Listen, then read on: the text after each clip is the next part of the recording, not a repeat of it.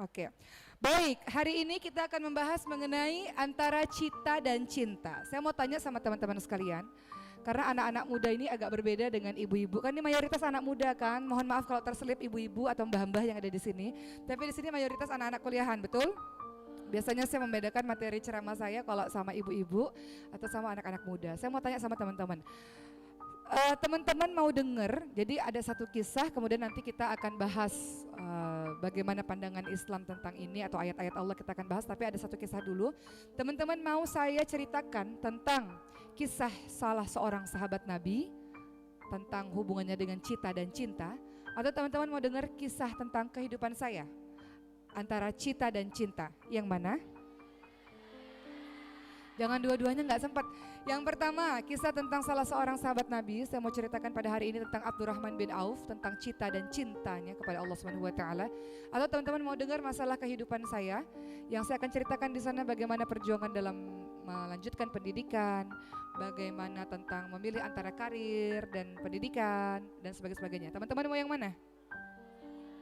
Abdurrahman bin Auf, tunjuk tangan.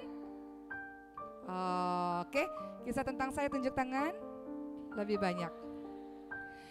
Jadi saya mau cerita kisah saya, bukan saya narsis, ini pilihan dari teman-teman ya. Jadi saya mau cerita tentang apa yang terjadi dalam kehidupan saya, bahwa kehidupan itu harus memilih teman-teman sekalian. Semua dari kita memiliki cita-cita, dan cita-cita orang itu pasti berbeda kalau dia sudah mengenal Allah dan sebelum dia mengenal Allah.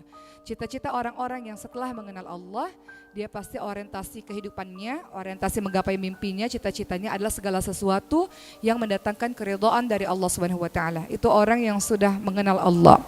Begitu pula terjadi kepada saya, teman-teman sekalian. Secara singkat saya akan ceritakan kisah saya yang mudah-mudahan bisa membawa suatu kebermanfaatan.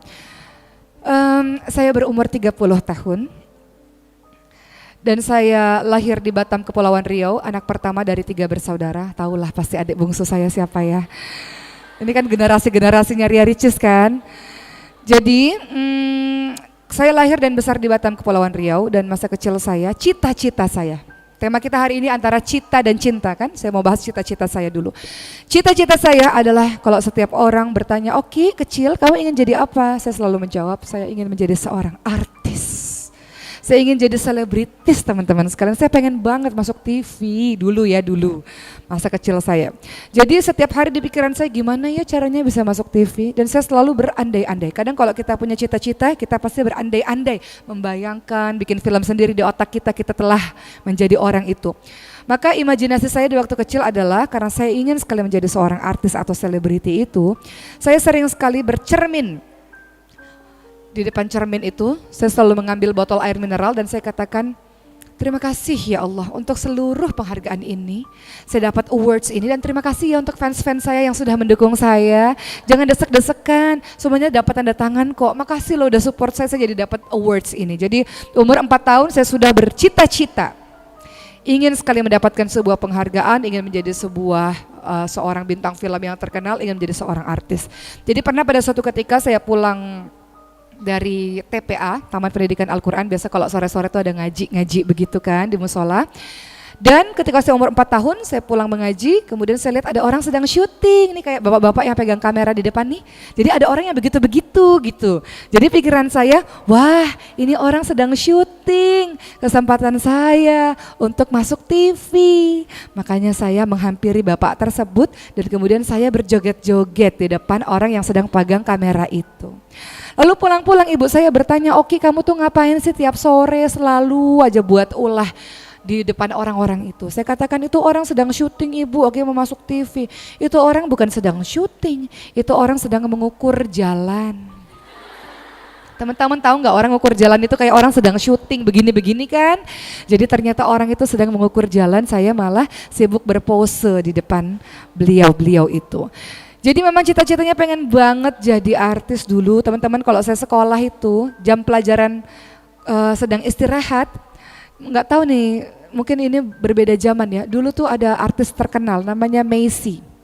Jumpa lagi, itu lagunya tuh. Jumpa Messi kembali, itulah anak-anak zaman 90-an. Kayaknya beda generasi, ini nggak ada yang nyambung nih. Jadi dulu saya selalu nyanyi setiap istirahat dan saya menjadi tontonan teman-teman di kelas. Ya, karena saking obsesi pengen jadi artis itu loh teman-teman sekalian. Singkat cerita, saya ingin berpanjang-panjang. Kemudian dari umur 12 tahun, seluruh cita-cita itu saya tulis di buku harian.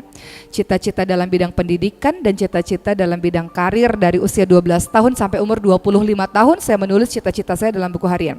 Semakin berjalannya usia, cita-cita itu bertambah, cita-cita tidak hanya secara sekolah, tidak hanya secara karir, tapi juga cita-cita dalam bidang agama, dan semakin kesini cita-cita dalam kontribusi kepada umat, dan sekarang sudah punya anak, cita-cita terhadap pendidikan anak. Jadi semuanya terekam rapi dalam sebuah tulisan di buku harian. Itu cita-cita. Kenapa ditulis? Karena setiap kali saya buka, saya selalu terpacu untuk meraih mimpi-mimpi saya dari hari ke hari. Kemudian akhirnya untuk mewujudkan cita-cita untuk menjadi seorang artis adalah ayah saya izinkan untuk saya mengikuti ekstrakurikuler di sekolah, asalkan sekolahnya baik. Dan alhamdulillah Allah anugerahi dari SD sampai SMA ranking 1, alhamdulillah. Sehingga itu membuat ayah saya mengizinkan saya untuk boleh berkegiatan yang lain. Maka di waktu SD saya ikut berpuluh-puluh kali lomba untuk mewujudkan cita-cita saya menjadi seorang artis, yakni lomba fashion show. Dan beratus-ratus kali ikut lomba, gagal total. Gak ada satupun yang menang teman-teman sekalian. Sampai kemudian dari sekian banyak kegagalan saya jadi belajar. Kenapa sih dia bisa menang? Kenapa saya kalah? Apa kekurangan saya? Apa kelebihan dia? Kalau dia bisa, saya pasti juga bisa. Kalau dia bisa, saya pasti jauh lebih bisa daripada dia kalau saya bekerja keras untuk memperbaiki kekurangan saya. Maka dari beratus-ratus kali kegagalan lomba tersebut di usia 13 tahun ketika naik kelas 1 SMP, dari yang gagal terus-menerus menjadi menang terus-menerus. Ternyata untuk mewujudkan sebuah cita-cita nggak langsung simsalabim abrakadabrak di posisi atas, tapi selalu harus melewati tangga 1, tangga 2, tangga 3, tangga 4, terus berproses teman-teman sekalian. Terus berproses. Hari ini kita bukan pengajian ya, hari ini kita motivasi nih hari ini ya. Jadi saya mau menghimbau teman-teman sekalian, kan banyak anak-anak kuliahan untuk meraih cita-citanya, salah satunya adalah menjadi orang yang terus-menerus semangat belajar apapun yang terjadi dan dibingkai dengan kecintaan kepada Allah Subhanahu wa taala. Kemudian kisah saya dilanjutkan dengan pada akhirnya setelah kalah terus-menerus menjadi menang terus-menerus dan saya di blacklist, nggak boleh lagi ikut lomba fashion show karena saya sudah jadi dewan juri, diangkat jadi dewan juri. Kenapa? Semua ibu-ibu protes, kalau Oki yang ikut lomba pasti menang, nggak boleh lagi jadi peserta, harus jadi dewan juri. Maka di usia 13 tahun setelah puluhan piala dikumpulkan, setelah gagal terus-menerus, beratus-ratus kali gagal, setelah itu menang terus-menerus. Jadi untuk teman-teman yang sedang gagal, biasa itu gagal adalah bagian dari pembelajaran. Dan biasanya kalau kita gagal, kita punya mental teman-teman, mental kompetisi, mentalnya nggak rapuh, mentalnya nggak lemah. Kita termotivasi untuk terus memperbaiki diri, termotivasi untuk terus belajar dan memperbaiki diri bahwa di atas langit ada langit lagi dan kita harus terus mengejar ketertinggalan kita. Bergaul dengan orang-orang yang hebat, bergaul dengan orang-orang yang senantiasa menuntut ilmu, membuat kita juga menjadi bagian dari mereka. Tapi kalau gaulnya sama orang-orang yang loser, orang-orang yang main-main terus, orang-orang yang menghabiskan harinya dengan pacar-pacaran, nggak penting, menghabiskan dengan gosip, menghabiskan waktu dengan berdandan terus-menerus, menghabiskan waktu dengan lihat Instagram 24 jam, orang-orang yang tidak ada manfaatnya seperti itu, kita akan menjadi orang seperti itu. Semua orang dikasih oleh Allah 24 jam sama. Tapi kenapa ada orang yang berhasil, kenapa ada orang yang tidak berhasil? Orang-orang yang berhasil manfaatkan waktunya dengan sebaik-baiknya. Ia berkejaran dengan waktu untuk terus menuntut ilmu, untuk terus-menerus mengisi dirinya. Tapi orang-orang yang santai-santai dalam hidupnya, ia tidak akan pernah jadi apa-apa teman-teman sekalian. Selain mungkin saja dia cuma jadi penonton keberhasilan teman-temannya. Tapi kita nggak mau jadi penonton, kita mau jadi orang yang bisa mewujudkan cita-cita kita. Dan itu diukir dari sekarang. Cita-cita kita tercapai diukirnya dari sekarang, dari masa muda kita. Masa potensi kita sedang besar-besarnya, kesempatan masih luas, waktu masih banyak untuk kita menuntut ilmu, sekarang dimanfaatkan dengan sebaik-baiknya untuk mengejar mimpi-mimpi kita.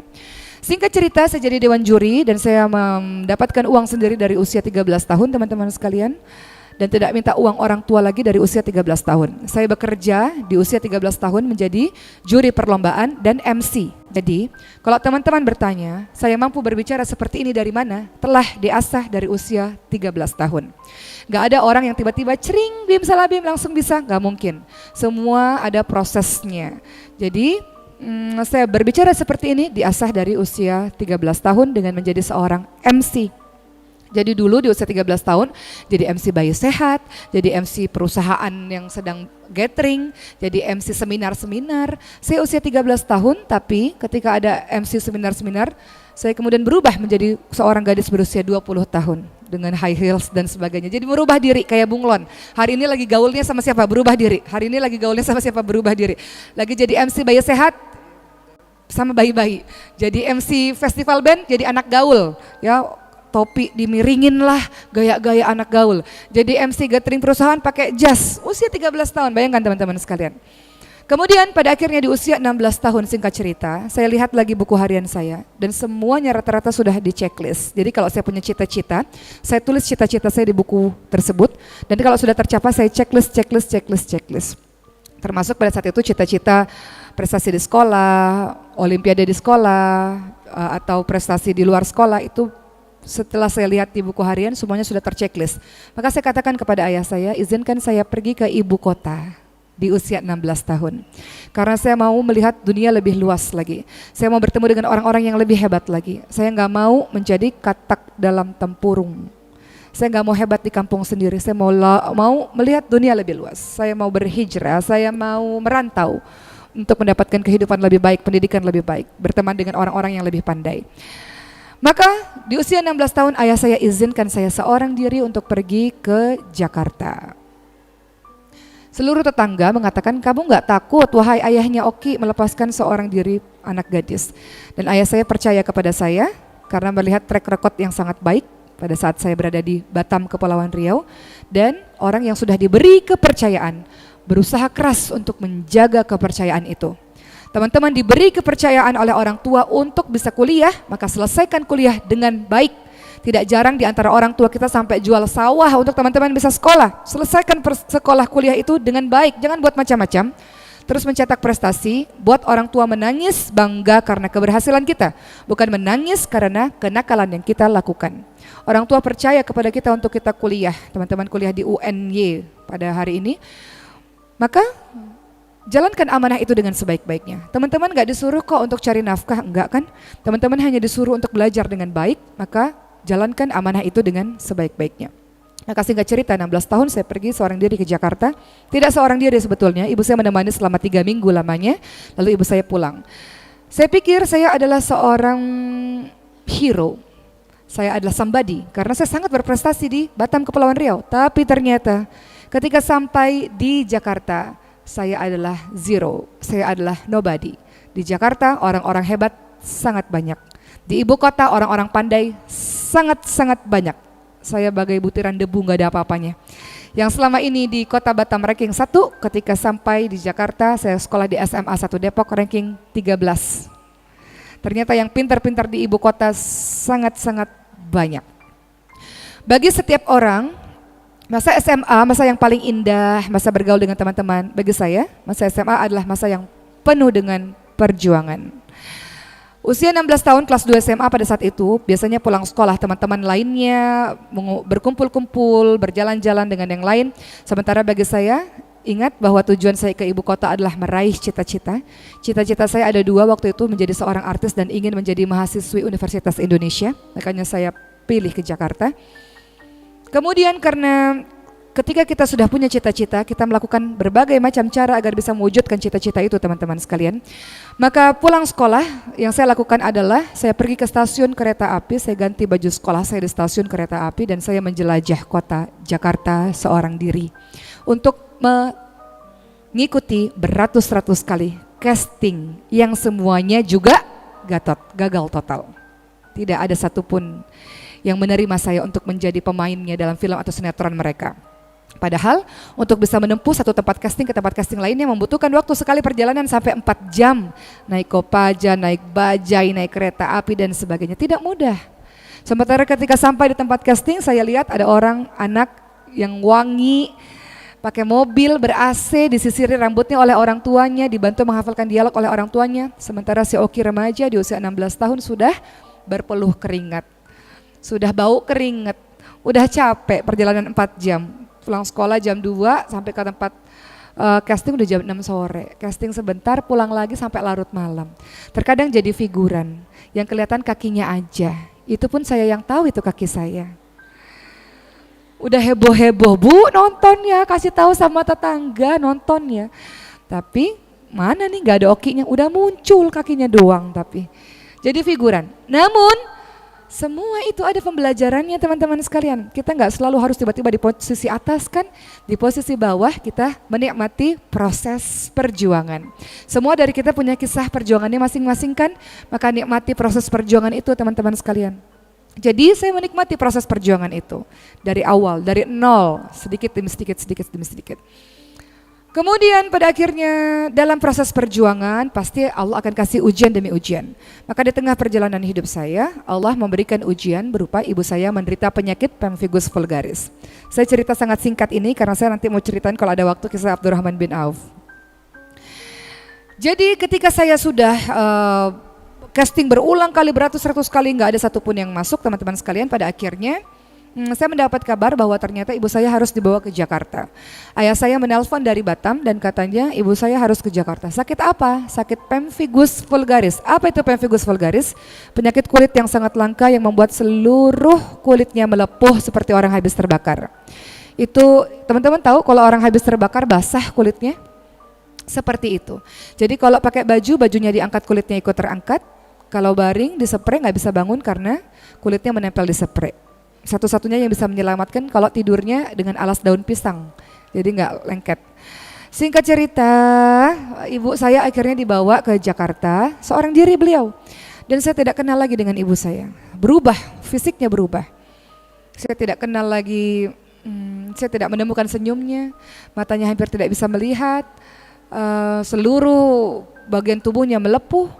Kepalanya botak karena melepuh itu sampai ke kepalanya, nggak bisa berbicara karena di dalam mulutnya ada puluhan sariawan luka, lidahnya terbelah, kukunya lepas, nggak bisa, saya nggak kenal ibu saya. Sampai akhirnya pada suatu ketika ibu saya beristirahat di kosan saya tinggal di sebuah kosan dari usia 16 tahun, dan ibu saya minta saya bantu untuk melepas bajunya. Ketika saya melepas baju ibu saya di depan, saya di belakang, pelan-pelan, setiap 1 senti saya tempelkan lagi kulitnya, sampai 1 jam untuk melepaskan satu baju. Karena setiap kali hendak mengangkat baju, bajunya lengket dengan, kulitnya lengket dengan baju. Jadi harus ditempelin lagi kulitnya ke, tahu kan orang habis terbakar itu loh, yang basah itu kayak gitu. Ya. Jadi pada akhirnya sudah selesai melepas baju, saya katakan ibu, oke, keluar dulu ya sebentar, saya katakan demikian. Apa yang saya lakukan? Saya keluar karena saya nggak mau menangis di depan ibu saya. Saya tidak mau menunjukkan kesedihan di depan orang tua saya. Maka saya berlari ke musola teman-teman sekalian dan kemudian saya menangis di hadapan Allah dengan mengatakan, apa ini ya Allah? Penyakit apa ini? Kalau penyakit yang lain tidak terlihat di mata, jadi orang biasa-biasa saja. Tapi kalau penyakit kulit, teman-teman bisa lihat dengan mata kepala sendiri, semua orang gak mau mendekat karena terlalu takut. Dan itu penyakit yang dialami oleh ibu saya. Sampai akhirnya saya menghapus air mata saya kembali lagi ke kosan saya, dan pada akhirnya saya tahu bahwa penyakit tersebut sangat bau teman-teman sekalian. Jadi gelembung-gelembung nanah kemudian pecah jadi kulit yang melepuh, sangat bau sehingga banyak lalat yang menghinggapi badan ibu saya. Saya menceritakan ini dengan sangat biasa karena kejadian ini sudah 15 tahun berlalu. Dulu waktu 5 tahun pertama setiap kali cerita pasti menangis.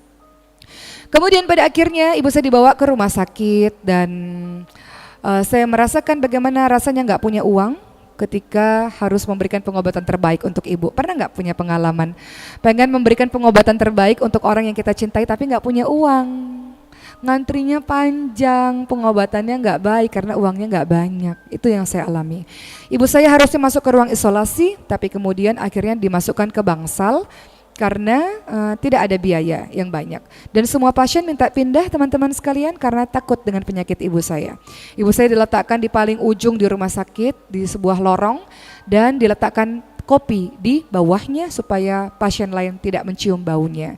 Dan setiap pagi dan petang ibu saya selalu berteriak karena kesakitan, karena pada hari itulah, saat itulah diganti perbannya. Jadi diperban seluruh tubuhnya kayak mumi. Teman-teman tahu mumi itu diperban semuanya. Jadi setiap pagi sore diganti perbannya. Dan setiap perban yang dicabut kulitnya tercabut juga. Jadi pagi dan sore ibu saya selalu menjerit kesakitan. Dan biasanya saya berakting. dengan mengatakan, dengan memegang tangan ibu saya, ibu pasti sembuh kok bu, bisa kok. Dan mengatakan dalam hati, jangan nangis, jangan buat saya nangis ya Allah, jangan buat air mata saya menetes ya Allah. Sampai akhirnya ibu saya selesai diperban keseluruhannya, baru saya minta izin keluar dan disitulah kembali lagi saya berlari ke musola dan kembali menangis. Saya nggak kuat ya Allah, saya nggak bisa melihat orang yang saya cintai dalam keadaan yang seperti ini ya Allah. Jadi terus menerus bolak-balik untuk mengadu kepada Allah dan tidak mau terlihat sedih di depan ibu saya. Sampai pada akhirnya saya berhenti untuk tidak lagi casting dan mengubur rapat-rapat mimpi saya untuk menjadi seorang artis. Pada akhirnya tiba-tiba pada saat saya sedang merawat ibu saya hampir 3 bulan di rumah sakit dan kami menyaksikan berbagai macam kematian di rumah sakit. Tiba-tiba saya mendapatkan telepon siang hari pada saat saya merawat ibu saya dan sebuah production house mengatakan, kamu tidak perlu casting lagi Oki karena kamu sudah terpilih menjadi seorang pemeran utama dalam sebuah film. Pada saat dia telepon, 1 hari sebelumnya saya memutuskan memakai jilbab teman-teman sekalian. 1 hari sebelumnya saya datang ke musola dan saya katakan, ya Allah, dokter mengatakan selamanya ibu saya tidak bisa sembuh. Tapi saya ingin bahwa doa saya didengar oleh-Mu wahai Allah. Saya ingin Engkau kabulkan doa saya. Maka saya mau jadi anak yang solihah supaya doa saya didengar oleh-Mu. Saya tidak minta yang lain-lain, saya hanya minta ibu saya sembuh, begitu kata saya. Maka untuk anak usia 16 tahun saya tidak tahu bagaimana cara menjadi perempuan yang solihah selain berjilbab. Dan saya adalah orang yang bersekolah umum dari kecil sampai SMA. Saya nggak tahu agama sangat banyak. Saya cuma tahu sholat 5 waktu dan mengaji puasa yang wajib-wajib saja. Saya tidak tahu perkara yang mendalam tentang agama. Tapi saya hanya ingin menjadi orang baik. Saya hanya ingin menjadi anak baik supaya ibu saya disembuhkan oleh Allah dari penyakitnya. Maka 1 hari sebelum menerima telepon tersebut saya pakai jilbab dan saya katakan saya berjilbab ya Allah bismillah.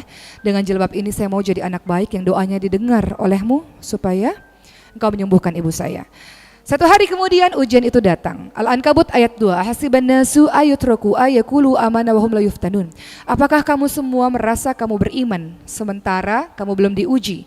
Siapapun yang mengaku ingin jadi orang baik, siapapun yang ingin berhijrah di jalan Allah, siapapun yang ingin menjadi orang yang lebih taat, Allah pasti uji.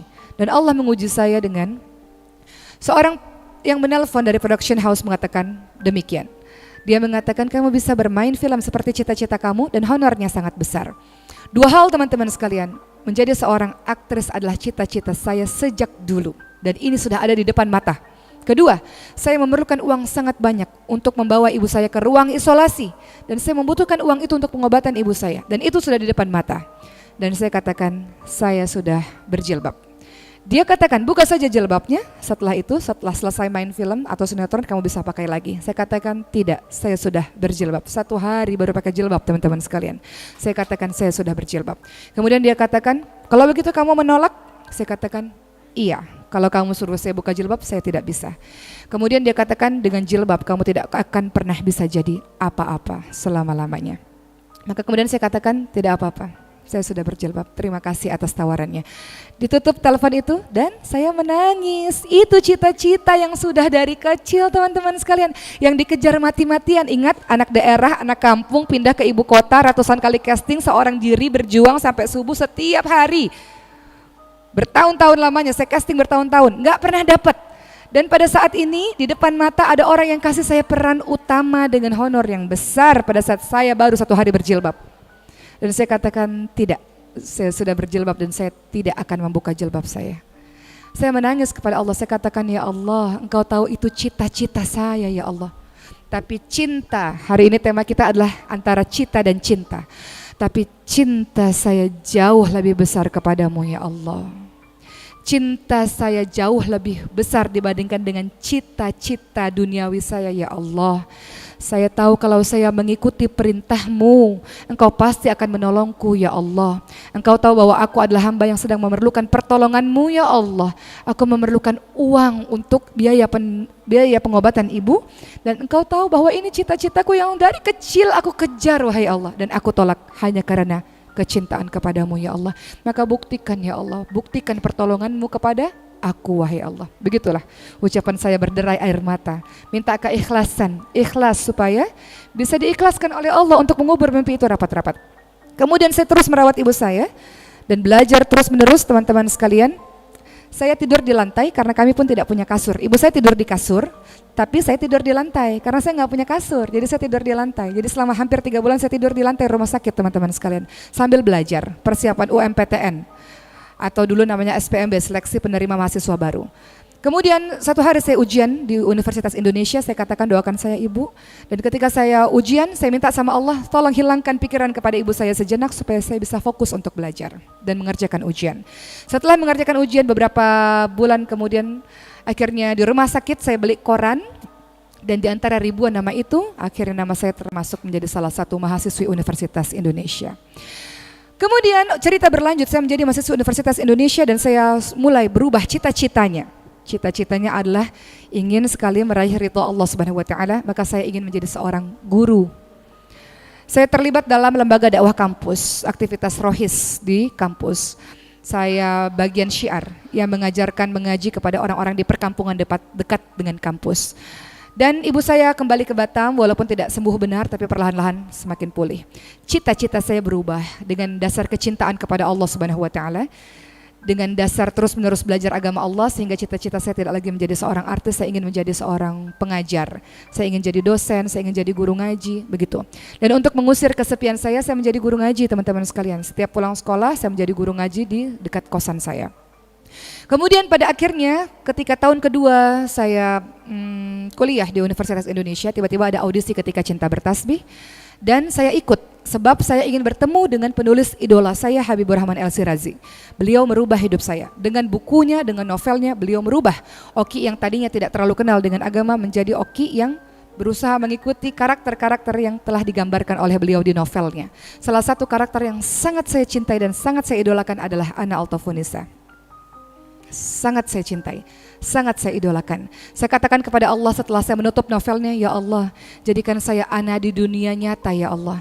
Dengan kecintaannya kepadamu ya Allah, dengan baktinya kepada kedua orang tuanya ya Allah, dengan semangat menuntut ilmunya ya Allah, jadikan saya Ana di dunia nyata.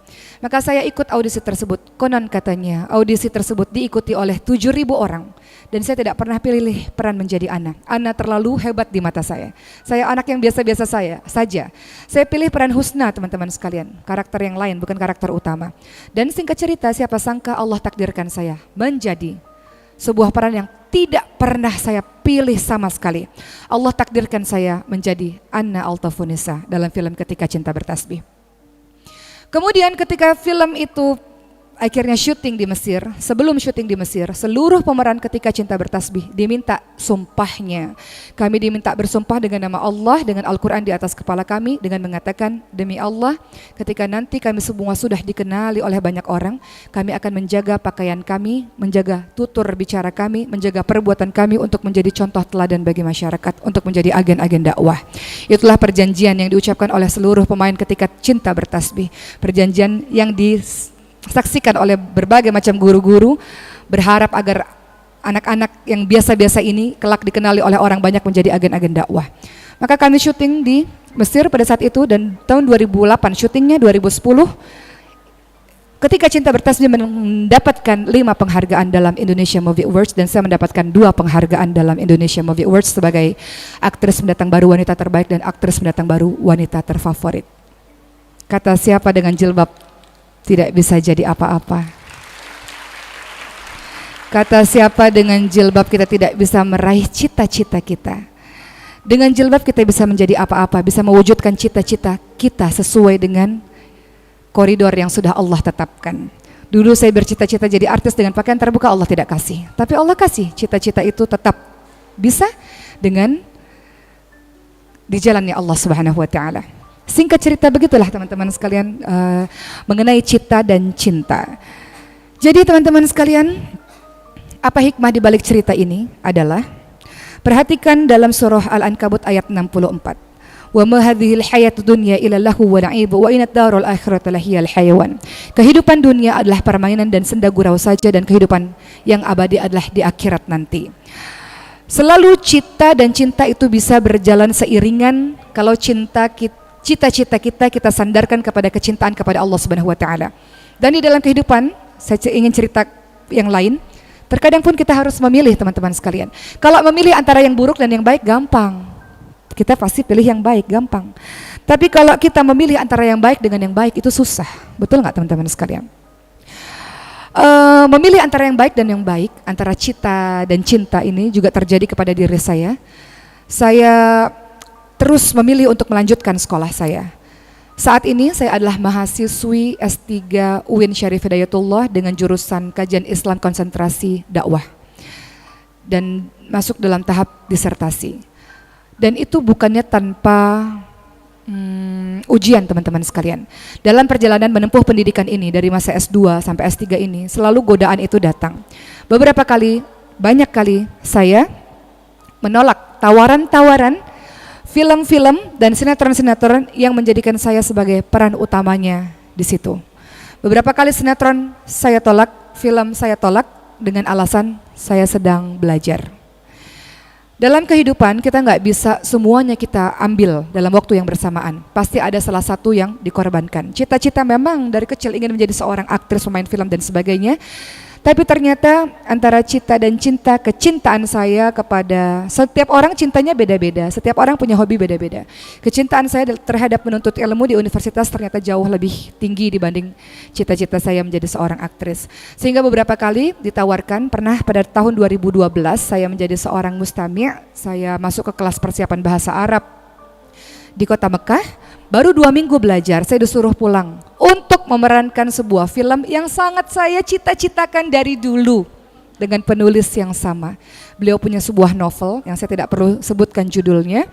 Dan saya baca novel itu, saya katakan saya pengen banget main di sini, Masya Allah, saya suka sekali cerita ini. Tapi ternyata pada saat itu saya sedang belajar dan mereka semua menyuruh saya untuk pulang ke Indonesia. Dan saya tidak mau. Saya tetap melanjutkan pembelajaran saya. Jangan melakukan segala sesuatu setengah-setengah teman-teman sekalian. Saya sedang di pertengahan dalam belajar saya ingin menuntaskan belajar saya. Maka saya tolak itu dengan derayan air mata. Saya tolak dengan derayan air mata dan teman saya mengatakan, Oki, tidak selamanya kita harus berdiri di depan dan tidak selamanya kita harus berada di depan. Ada kalanya kita mundur dulu ke belakang untuk melangkah jauh ke depan lagi. Ada kalanya saat ini kita belajar untuk melangkah jauh ke depan lagi. Gak semua orang harus tampil di depan. Engkau masih bisa mendukung perjuangan dakwah ini dengan menjadi orang-orang yang di belakang layar misalnya. Begitulah katanya. Jadi begitu teman-teman sekalian. Jadi silahkan teman-teman yang punya cita-cita, bingkai cita-cita itu dengan kecintaan kepada Allah Subhanahu wa ta'ala. Kan teman-teman berikrar dalam kehidupan teman-teman setiap sholat. Inna sholati wa nusuki wa mahyaya wa mamati lillahi rabbil alamin, ya kan? Sesungguhnya solatku, hidupku, sesungguhnya solatku, ibadahku, hidupku, matiku hanya untuk Allah kan? Jadi teman-teman belajar ini untuk Allah, untuk melakukan sesuatu untuk agama Allah. Teman-teman kelak menjadi seseorang yang hebat, lakukan untuk agama Allah.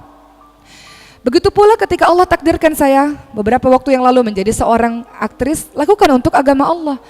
Teman-teman nanti Allah takdirkan untuk menjadi bintang di bidangnya masing-masing, lakukan kontribusi untuk agama Allah. Kita hebat di bidang kita masing-masing teman-teman sekalian dan lakukan itu dengan niat untuk mencari ridha Allah. Kita sendiri berkata, sesungguhnya semuanya ini untukmu ya Allah, hidupku, matiku untukmu ya Allah. Kita mengatakan demikian kan?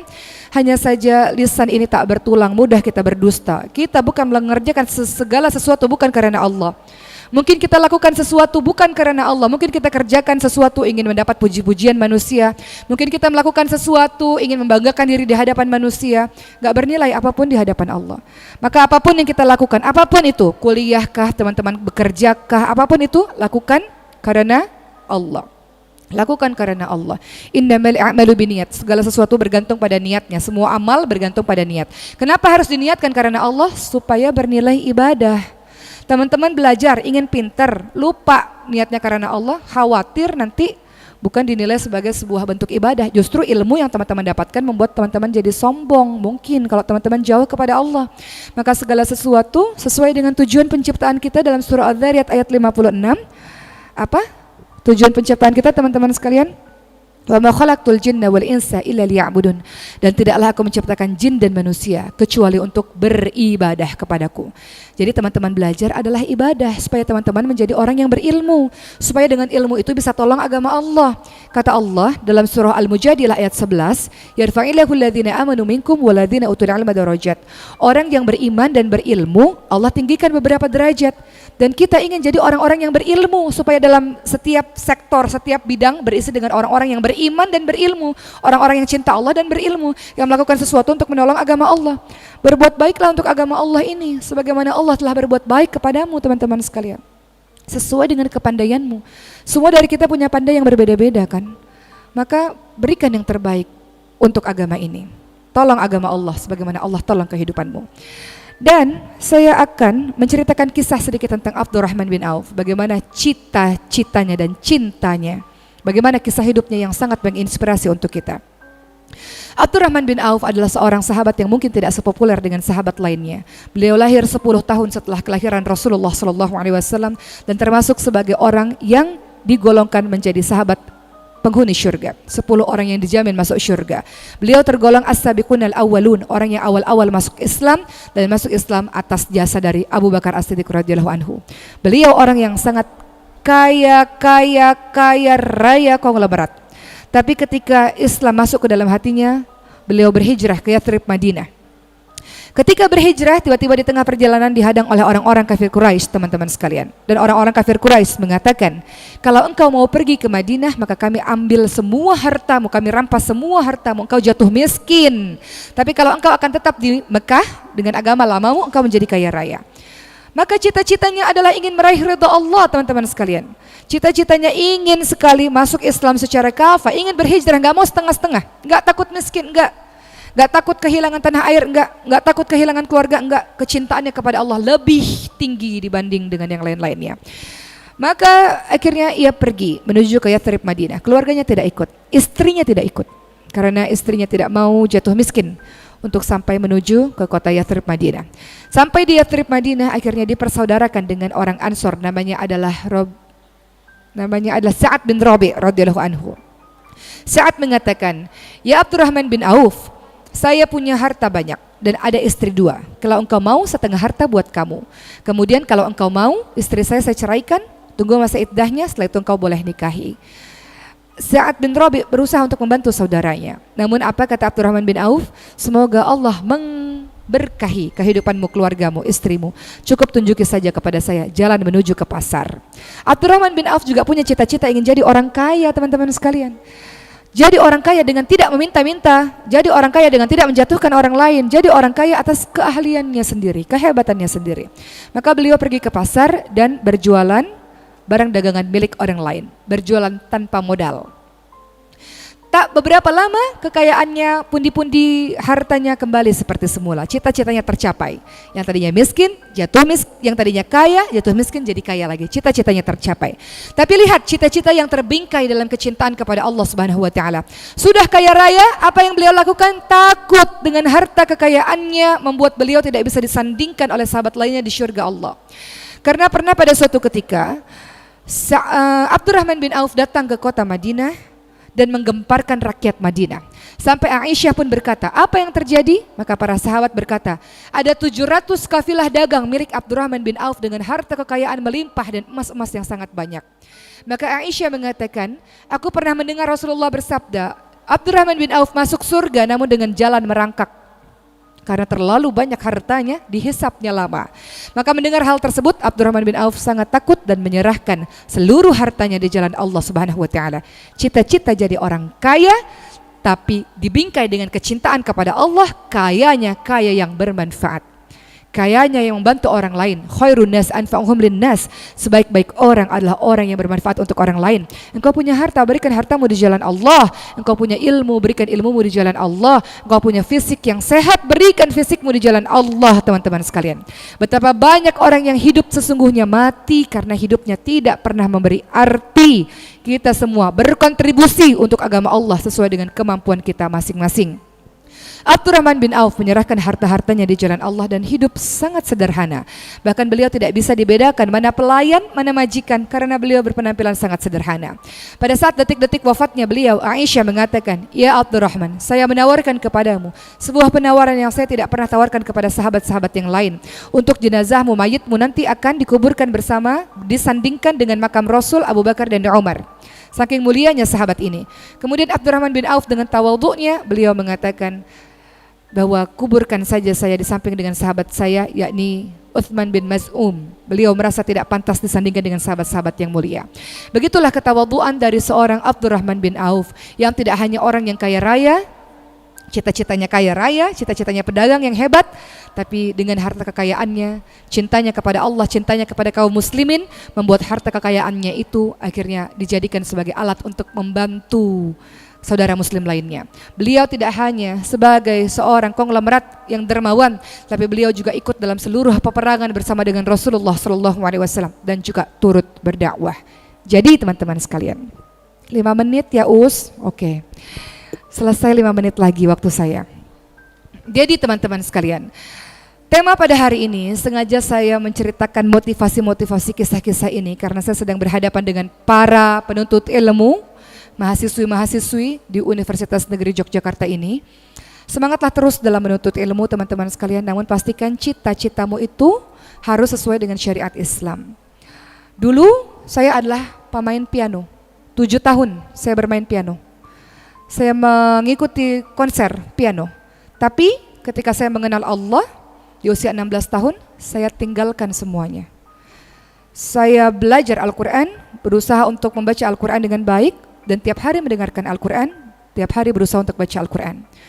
Bukan saya termasuk orang yang mengharamkan piano, tapi bagi saya, piano tidak mendatangkan kedekatan kepada Allah untuk saya. Saya lebih rasa dekat kepada Allah kalau saya baca Quran dibanding saya bermain piano. Maka sekarang kalau disuruh main piano, udah gak bisa lagi. 7 tahun dulu setiap hari saya belajar piano. Sehari 4 jam saya main piano dulu teman-teman sekalian. Sekarang saya tinggalkan itu semua. Dulu cita-citanya salah satunya adalah ingin konser dengan main piano. Tapi cita-cita itu saya tinggalkan karena saya rasa sekarang cita-cita saya berubah. Tidak lagi ingin menjadi seorang pianis, cita-cita saya ingin menjadi seorang hafidhah, penghafal Al-Quran. Jadi terkadang dalam kehidupan kita, kalau kita terus-menerus belajar, minta petunjuk dari Allah, terkadang ada cita-cita yang tidak sesuai dengan jalan Allah, tinggalkan teman-teman sekalian. Pilih cita-cita yang Allah ridhoi. Semua dari kita, cita-cita terbesarnya adalah mati husnul khatimah, masuk syurga kan? Maka pilihlah cita-cita yang mendekatkan diri kita kepada perkara-perkara baik yang membuat kita mudah untuk masuk syurga. Seorang Ansar pernah bertanya kepada Rasul, siapakah orang yang paling baik? Maka Rasul katakan yang paling baik adalah orang yang paling baik akhlaknya. Siapakah orang yang paling pandai? Maka Rasul menjawab orang yang paling pandai adalah orang yang banyak ingat mati dan banyak mempersiapkan bekal kematiannya. Teman-teman menuntut ilmu ini bekal menuju kematian. Teman-teman bekerja, misalnya ada yang sudah bekerja, adalah bekal untuk menuju kepada kematian. Orang-orang yang orientasi cita-citanya adalah mati husnul khatimah nih. Cita dan cinta, cita-cita kita mati husnul khatimah masuk syurga. Cintanya adalah kepada Allah dan Rasulnya. Dengan cinta kepada Allah dan Rasulnya, maka kita bisa mewujudkan cita-cita kita untuk matinya husnul khatimah dan masuk syurga. Orang-orang yang cita-citanya husnul khatimah adalah orang-orang yang belajarnya sungguh-sungguh, kuliahnya sungguh-sungguh, ingin jadi orang berilmu, bermanfaat untuk banyak orang. Orang-orang yang bekerja mencari rezekinya sungguh-sungguh, tidak macam-macam. Dia berusaha melakukan amal soleh dan meninggalkan perkara-perkara yang tidak ada gunanya baginya. Dia tidak akan mau pacaran. Pacaran itu penuh maksiat teman-teman sekalian. Jadi semua mahasiswa yang hadir di tempat ini, keluar dari gedung ini yang masih punya pacar, Assalamualaikum ya akhi, saya baru saja ikut kajian OSD. Dan saya baru menyadari bahwa pacaran adalah sebuah kemaksiatan. Cita-cita saya ingin mati husnul khatimah masuk syurga. Dan pacaran membuat saya jauh daripada Allah dan membuat saya lebih dekat dengan langkah-langkah syaitan. Allah katakan jangan dekati zina wala taqrabu zina innahu kana fahisya wa sa'a sabila. Saya takut kepada Allah. 50.000 tahun sebelum kita diciptakan, Allah sudah menentukan siapa jodoh kita. Sedekat apapun kita, kalau Allah kata kita tidak berjodoh, kita tidak akan pernah mungkin bersama. Sejauh apapun kita, kalau Allah katakan kita berjodoh, kita pasti akan berjumpa lagi. Saya ingin menjaga kesucian diri saya dan saya ingin kamu pun menjaga kesucian diri kamu. Kalau seandainya kita berjodoh, kita bersama dalam ikatan pernikahan yang halal. Kalau tak berjodoh, kamu dapat yang lebih baik dan saya pun akan dapat yang lebih baik. Selamat menjadi orang baik, wahai akhi. Dan kita istiqomah untuk jadi orang-orang baik. Dan dengan ini saya katakan dengan resmi kita putus. Oke, bisa teman-teman sekalian? Hari ini intinya adalah pembahasan kita cita-cita ingin jadi orang baik, ingin jadi mahasiswa baik, ingin jadi seorang istri yang baik, ingin jadi ibu yang baik, ingin jadi hamba Allah yang baik. Cita-cita nggak boleh bertentangan dengan syariat Allah dan minta pertolongan dari Allah Subhanahu wa taala dengan doa istiqamah. Rabbana la tuzigh qulubana ba'da idh hadaitana wa hab lana min ladunka rahmah innaka antal wahhab. Ya muqallibal qulub tsabbit qalbi ala dinik. Ya Allah, jangan condongkan hati kami kepada kebodohan yang lalu ya Allah. Jangan condongkan hati kami kepada kesesatan yang lalu ya Allah. Setelah Engkau berikan hidayah, setelah Engkau berikan petunjuk ya Allah. Saya ini sudah mulai belajar agama, jangan kembalikan kami mengerjakan perbuatan-perbuatan dosa ya Allah. Jangan kita jadi orang hari ini maksiat, besok melakukan amal soleh. Hari ini maksiat, besok melakukan amal soleh. Hari ini pacaran anak-anak gadis kan biasanya musibah terbesarnya adalah virus merah jambu kan. Jadi saya kasih contoh ini. Hari ini pacaran, besok putus, putus nyambung, udahlah putus selamanya. Kalau memang kata Allah jodoh akan bersama insya Allah. Jadi sekarang waktumu engkau manfaatkan lebih banyak untuk mengisi diri dengan sebaik-baiknya teman-teman sekalian, dengan menuntut ilmu. Ada 7 golongan orang yang akan dinaungi oleh Allah di hari akhir yang tidak ada naungan selain naungan dari Allah. Salah satunya adalah pemuda-pemudi yang tumbuh karena beribadah kepada Allah. Dan mereka bertemu karena Allah, berpisah pun karena Allah. Engkau putusin pacarmu karena Allah teman-teman sekalian. Karena menghindari diri dari perbuatan mendekati zina. Sebelum engkau berzina, engkau pasti mendekati zina. Memandang yang bukan diharamkan, yang bukan dihalalkan oleh Allah. Memandang harusnya godul basor, engkau pandang tuh laki-laki. Pandang tuh ikhwan di Instagram, ya Allah ganteng banget ya Allah, Masya Allah, di stalking terus menerus. Tidak jaga pandangan. Qulil mu'minin An-Nur 30-31. Qulil mu'minin yaghuddu min absarihim wa yafadhu furujahum. Qulil mu'minat yaghuddna min absarihim wa yafadhna furujahun.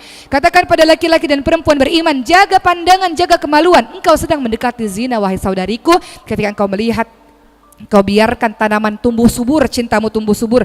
Engkau melihat, engkau stalking terus menerus, engkau membayangkan terus menerus, itu semua langkah mendekati zina. Kita ingin jadi perempuan baik-baik, ingin menjadi perempuan yang menjaga kehormatan dirinya, termasuk teman-teman yang sudah menikah sama saja. Orang-orang yang sudah menikah juga sama saja. Jangan datang reuni kalau dulu pacarnya banyak. CLBK, cinta lama belum kelar, terbalik lagi bahaya. Juga sama teman-teman sekalian, kita mau jadi perempuan baik-baik, perempuan yang menjaga kehormatan dirinya, kesucian dirinya, maka manfaatkan masa muda ini. Mohon maaf kalau ada yang sudah berumur, saya ceramah untuk mayoritas anak-anak pada hari ini. Kita manfaatkan masa muda dengan sebaik-baiknya. Dulu teman-teman sekalian, saya minta pada ayah saya, nangis-nangis, saya mau nikah umur 19 tahun. Karena saya sebel, teman-teman saya di kampus semuanya pada pacaran. Saya kan juga pengen ada teman yang curhat, saya curhat didengerin. Malam minggu ada yang nganterin kayak kemana gitu, supaya nggak di kosan terus. Tahun baru nonton Harry Potter jam 12 malam seorang diri di kosan kan kesepian banget. Tiap hari lihat SMS, mana yang SMS saya, kok nggak ada yang SMS sih. Kesepian kan nggak enak. Jadi saya katakan saya mau nikah, kata ayah saya sama siapa? Nggak tahulah sama siapa aja, pokoknya saya pengen nikah. Saya pengen banget nikah teman-teman sekalian, ya Allah. Iri banget ngelihat orang tuh pegangan tangan tuh, iri banget. Jadi saya tuh ngerti kalau saya posting foto pegangan tangan sama suami, ada teman-teman netizen tuh mengatakan iri. Oh iya, dulu juga saya punya perasaan kayak gitu. Ngelihat pasangan suami istri tuh, ya Allah iri banget ya kayak gitu. Tapi teman-teman sekalian, ternyata Allah takdirkan saya menikah di usia 25 tahun. Setelah di dalam kesendirian menangis, ya Allah. Dengan kejombloan ini, ya Allah, pedihnya ya Allah, gitu kan. Akhirnya Allah anugerahi menikah di usia 25 tahun. Apa hikmahnya? Ternyata dalam masa kesendirian Allah minta kita untuk banyak menuntut ilmu dan banyak berprestasi. Pada masa saya sendiri, ini tidak ria, ini bagian dari menceritakan teman-teman sekalian yang mudah-mudahan bisa jadi hikmah. Dalam keadaan sendirian saya menghasilkan 6 buah buku teman-teman sekalian. Yang ketika saya nikah nih, udah 6 tahun nikah, cuma 1 buku saya hasilkan. Jadi ternyata ketika masa sendiri, me time-nya banyak. Tanyalah pada orang yang sudah nikah, repotlah ngurus suami, repotlah ngurus anak. Benar nggak wahai orang-orang yang sudah menikah? Tapi ketika engkau sendiri, engkau punya banyak waktu untuk menghafalkan Al-Quran, untuk murojaah Al-Quran. Engkau punya banyak waktu untuk meraih pengalaman sebanyak-banyaknya, untuk menuntut ilmu setinggi-tingginya teman-teman sekalian. Jadi manfaatkan masa muda dengan sebaik-baiknya. Dan saya lupa ceritakan pada teman-teman sekalian. Banyak yang mengatakan, saya nggak bisa menggapai cita-cita saya karena saya nggak punya uang. No, bukan nggak punya uang, kamu malas. There is a will, there is a way. Setiap ada keinginan, ada jalan. Selama ini saya pergi ke luar negeri, apakah karena saya kaya? Enggak teman-teman sekalian. Saya pergi ke luar negeri bukan karena uang saya sendiri, bukan. Tahun 2017 saya pergi ke Australia dan pergi ke Jerman karena saya dapat beasiswa. Beasiswa yang saya ikuti betul-betul, seleksi dokumen, seleksi wawancara, itu karena beasiswa. Kemarin-kemarin pergi ke luar negeri karena berdakwah, bukan dengan uang sendiri untuk berfoya-foya, tidak. Karena beasiswa atau karena berdakwah untuk sebuah program TV, orang panggil akhirnya bisa pergi ke sana. Jadi intinya adalah jangan lagi ada orang mengatakan saya nggak bisa menggapai cita-cita saya karena keterbatasan ekonomi. Tidak mungkin. Beasiswa banyak di mana-mana teman-teman sekalian. Cari beasiswa itu, sungguh-sungguh mendapatkan beasiswa itu. Setelah S1 selesai di sini cari S2 ke luar negeri. Pakai beasiswa banyak banget. Negara kita punya beasiswa LPDP misalnya. Cari beasiswa ke luar negeri. Penghafal Quran, nggak punya uang untuk ngafalin Quran, masuklah ke lembaga Maskanul Huffaz. Gratis, nggak berbayar. Untuk mereka-mereka yang pandai berprestasi untuk ngafalin 30 juz Al-Quran. Jadi tetap semangat untuk mewujudkan cita-cita. Apapun yang terjadi jangan berhenti di tengah jalan. Terus menerus sampai garis finish. Bertanggung jawab dengan apa yang engkau mulai. Selesaikan apa yang engkau mulai. Raih mimpi setinggi-tingginya dan minta kepada Allah doa agar kelak engkau menikah, pasanganmu mampu mensupport sehingga bisa hebat bersama-sama. Engkau hebat bersama-sama, suamimu hebat, engkau pun akan hebat juga, mendapatkan ilmu yang banyak dan bermanfaat untuk orang lain. Bisa? Terima kasih. Itulah sekian dari motivasi pada hari ini teman-teman sekalian. Nanti kita ketemu lagi di tempat yang lain, kita akan bahas mungkin tadabbur Quran, mungkin tentang ayat-ayat Quran. Tapi hari ini saya mau motivasi teman-teman sekalian untuk semangat selesai kuliahnya, semangat terus kuliah setinggi-tingginya, semangat untuk mencari pengalaman di masa muda, dan jangan menghabiskan masa muda dengan kegiatan yang tidak ada manfaatnya, dengan kegiatan yang sia-sia, engkau akan menyesal.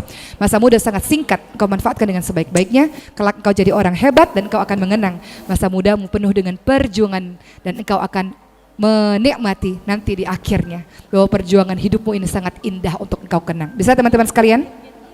Kalau kita bertemu di mana-mana, biasanya saya bertemu di berbagai macam negara, biasanya ada anak-anak yang mengatakan, dulu Mbak Oki ngisi loh di pesantren saya, ngisi loh di kampus saya sekarang sudah S2 di Australia, saya sekarang sudah S2 di Maroko, sekarang saya sudah S2 di Mesir, dan sebagainya. Saya berharap gak ketemu lagi di UNY, tapi bertemu di negara-negara lain, insya Allah.